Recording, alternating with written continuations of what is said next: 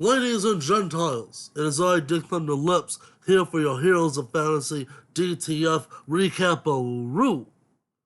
All the action of Week 9, we're going to go back over and see who done it and who didn't, and get it ready for that playoff push. But before we do, we had two trades pop off. Before the week's action started, Matthew J. Segovia traded with Alfredo. He traded Antonio Brown, folks, for Chase Claypool. This is where Freddie's been running every Steelers receiver, doesn't know which one to play, which one to bench. He decided to break up the three amigos, trade Claypool over to Segovia for the upside of Antonio Brown. And we'll see how that one shook out, folks. Freddie relieving himself of the burden of having three dudes, just breaking up a little bit of the magic. And the other trade, though, was a big one, folks. Get ready for the first real blockbuster of the year. Might be the only one, too, as the season whittles down here, folks. But this won't make Dick Willer hold on to your hats, as old Danny Boy and Ricky G pulled off a big one. You see, Danny Boy said Cooper Kupp, Jordan Reed, the Eagles D, and the Big Cheese Aaron Rodgers. To Ricky G for Cam Newton, Joe Burrow, Eric Ebron, and Julio Ezekiel Jones, folks. Yes, this is a big one. This is a hootenanny. This is where Ricky G wants to shore up that QB for the stretch run. Danny Boy trying to break his tight end curse by acquiring Eric Ebron and basically trading his good quarterback for the quarterback carousel of Ricky G. And in the process, acquiring Julio Jones, which may or may not be an upgrade for Cooper Kupp. We shall see, folks. And this big trade went down before the action kicked off on Thursday. On Thursday, Big Cheese went in and did some big things, which we'll get to in the recap coming right at ya. Here we go. Hold on to your hats, folks. We're just going to start with the tippity top as Danny Boy took on Al's Avengers, and as the screen loads, you will see what might have been the oopset of the week projected to roughshot him out of the water. Danny Boy instead fell 102.46 to 127 to Al's Avengers. Surely Cristal must have put in the team this week, gave it a little extra juju, you know what I mean. Al goes to 4-5. Danny Boy falls to 6-3. This is huge for the playoffs, folks. Every win matters now, and this is a big L for Danny Boy. As we take a look to see what happened, Cam Newton put up his end of the deal. He didn't miss Aaron Rodgers one bit as Cam dropped 24. Now, if you look at the details, Cam Newton had the shittiest of shitty actual quarterback days. The dude threw for like 100 yards, no touchdowns, just a piece of trash. But he ran in 2 touchdowns, and that's going to get you a good score every time, folks. As you go down the list here, you see David Johnson goes in, gets concussed almost immediately. Luckily, Danny Boy's got Duke Johnson on the bench for insurance, but too bad he doesn't auto go in when the dude gets hurt. So 15 points on the bench, 1 in the starting lineup. What can you do? Antonio Gibson, a solid 12, and Corey Davis, the dude who's come in, making a huge impact, decides to drop a shitty goose egg right on the chest of old Danny Boy. And that goose egg, as you can see, made all the difference. Just, there's not a huge gulf here. 20-something points. Every point mattered here. The concussion and the goose egg just killing Danny Boy, killing him. 16 from newly acquired Julio Jones. Cooper Kupp was on bye, so you figure that's 16 Danny Boy wasn't going to get. 11 from Eric Ebron, and the curse has officially been broken, folks. Danny Boy has officially scored more than just a few points with a tight end. It took trading. It took a wheeling and dealing. Honestly, he would have played 8.2 from Ross DeWheely, so he probably didn't have to do shit. But he would have broke 10. He would have broke 10, folks. And maybe the tight end curse is over, and you can look forward to more than 10 for the tight end on a weekly basis. We'll see. Let's not get crazy. He broke the tight end curse and instead got the L anyway. So, John Marino, folks. 15 for Kamara in a down week. In a week where Kamara needed to go off and score a ton of points, he only dropped 15. 17 from Cooks, who just keeps cooking with that new coach. And disappointing 3 from the Cardinals. Let me say roster wheelie, solid with 8 because Kittle's out for the year. 15 from Duke Johnson, showing that he can get it done if he is the starter in Houston. And a disappointing Michael Gallup day. Burrow on bye. Texas not doing much. And as we take a look on the Avengers side, L's team of teams, Mahomie getting it done. 30 points, folks, and C-Mac attack is back and made all the difference. 37 points that L surely would not have had otherwise. C-Mac comes back, hits the ground running like the number 1 pick he's supposed to be, drops 37, gets L a win. Because as you look here, he's got a big 0 from Justin Jackson. Not sure what happened there. 26 from Curtis Samuel, though. The Carolina Panthers single-handedly beat Danny Boy, folks.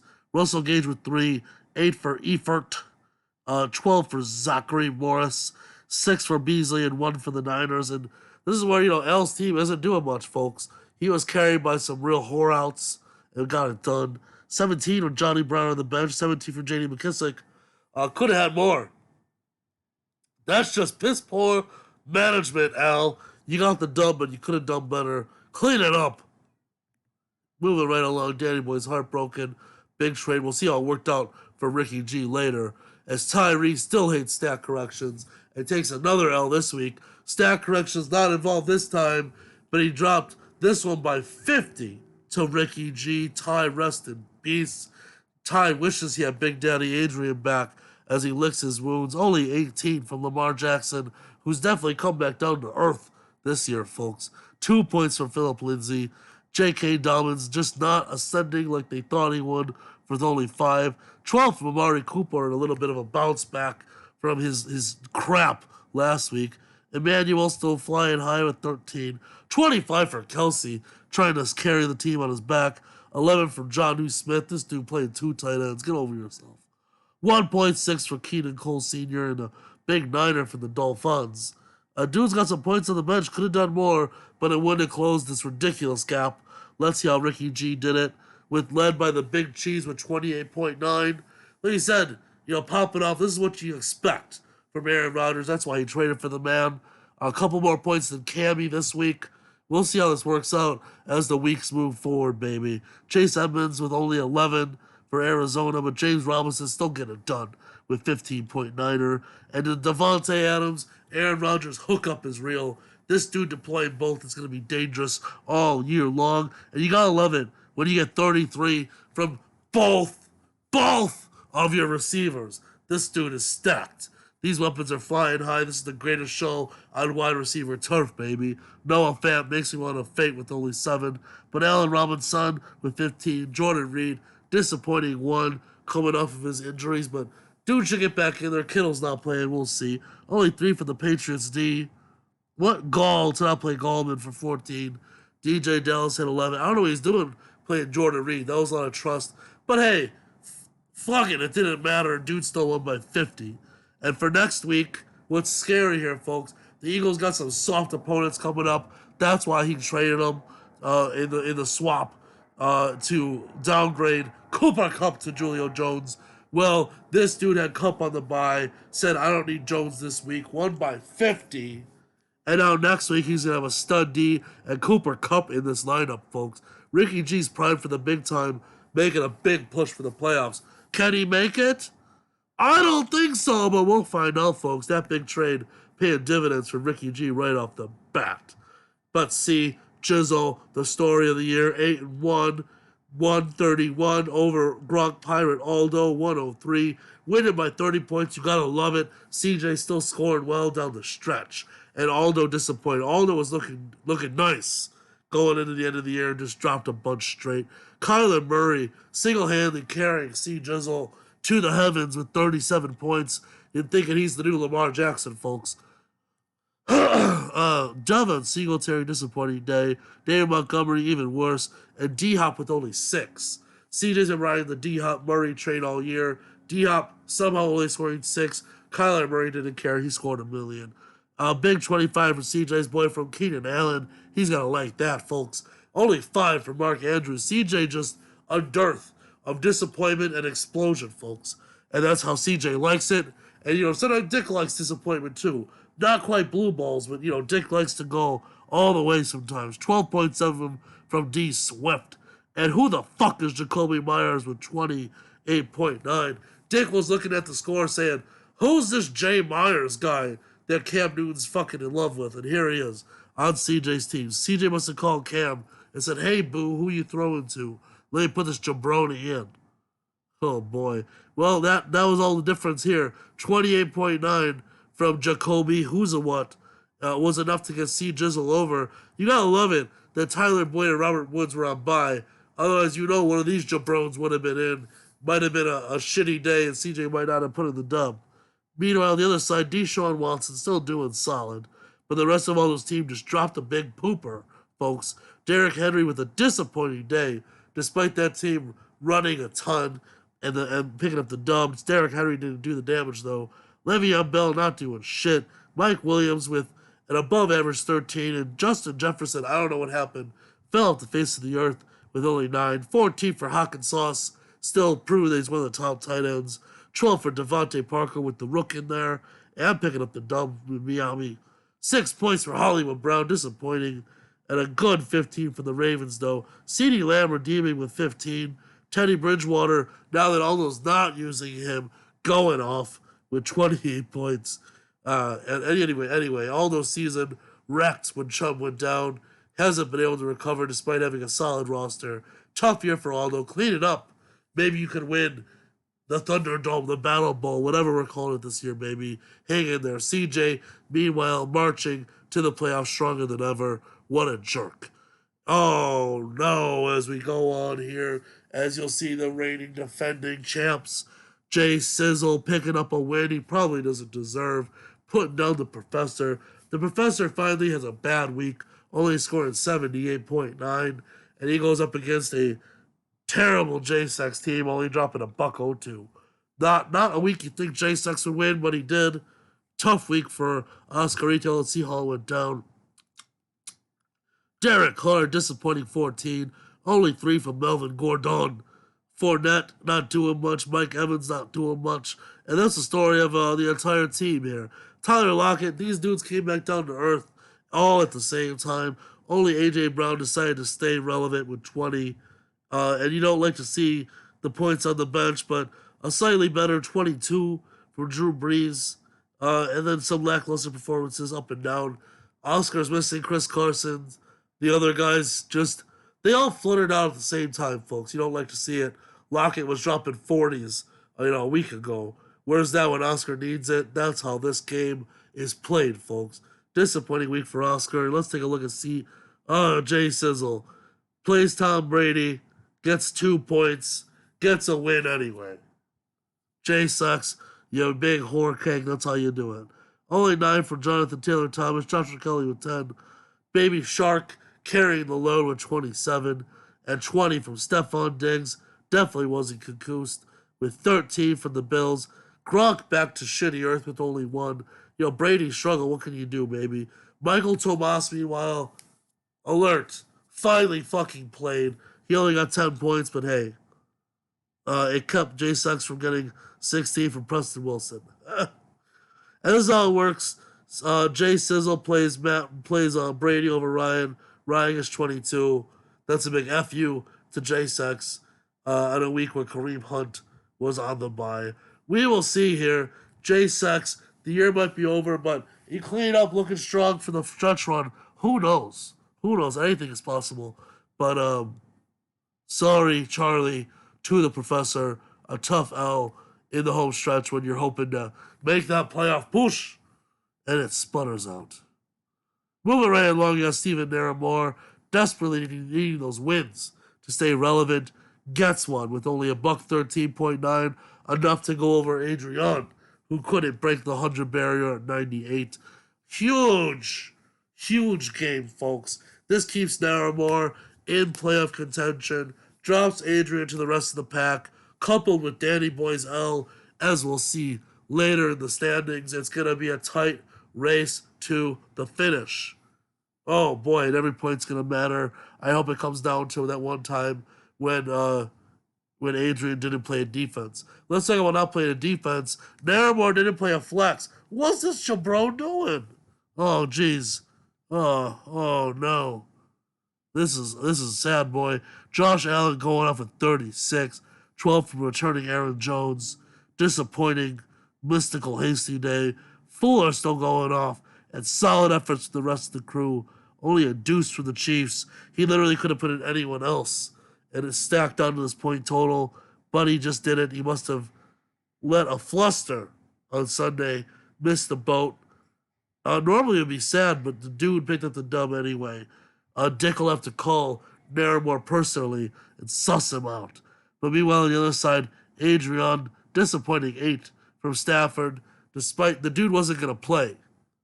And it would have been a gift because Adrian would have put in Roethlisberger for 25 and would have picked up the dub.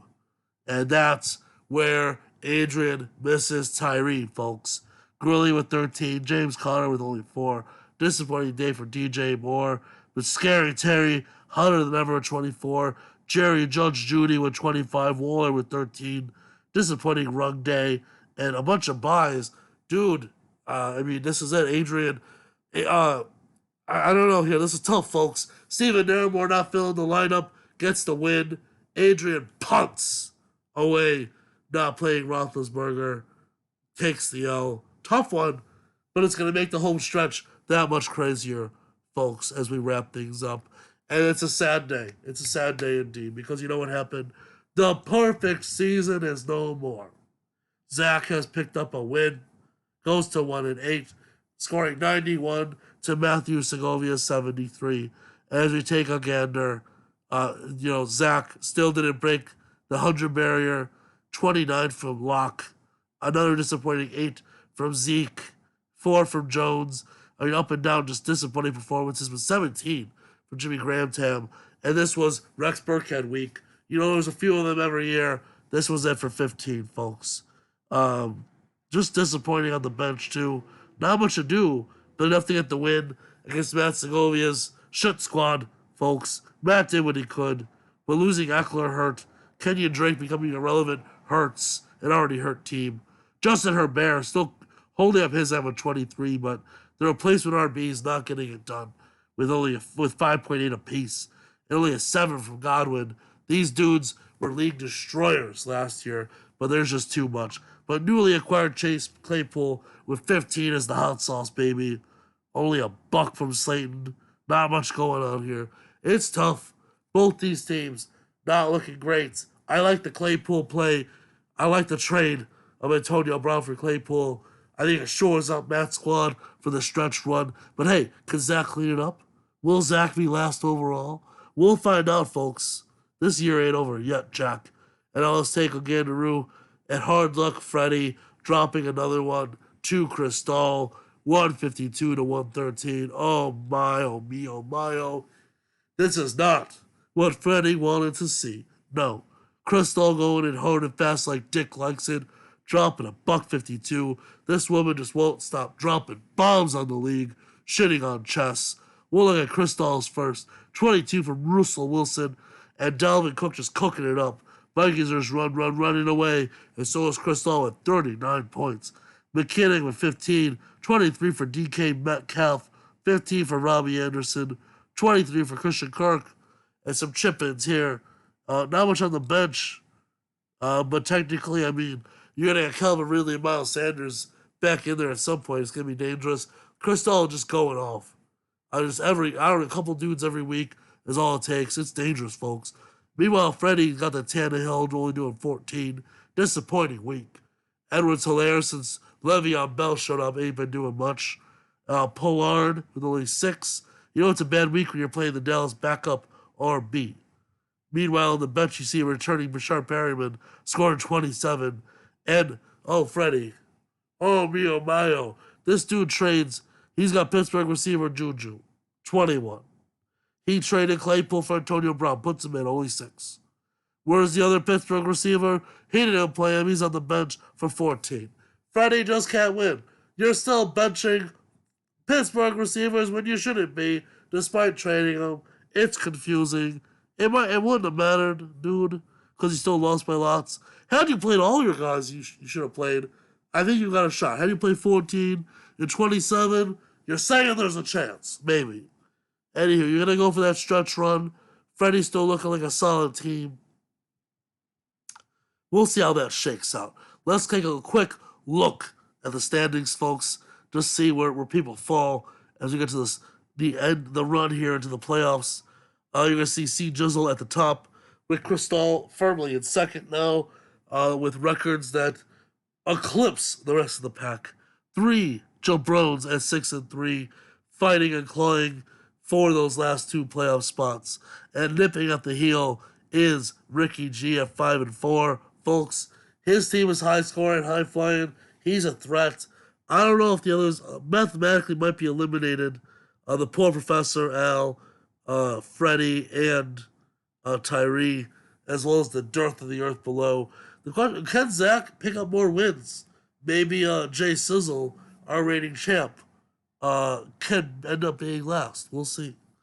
Meanwhile, the highest scoring team, not to be shock of anyone, still Cristal, but Ricky G has slid into second now, ahead of CJ. The only thing holding Ricky G down is that he is still one of the highest scored against teams. It is just brutal, our team. Now, looking toward the future, Week 10. Take a quick look at some of the big games, some of the biggest games. Danny Boy needs a win. He's going to face a very game Freddie team. This is a very dangerous week. Julio Jones on bye.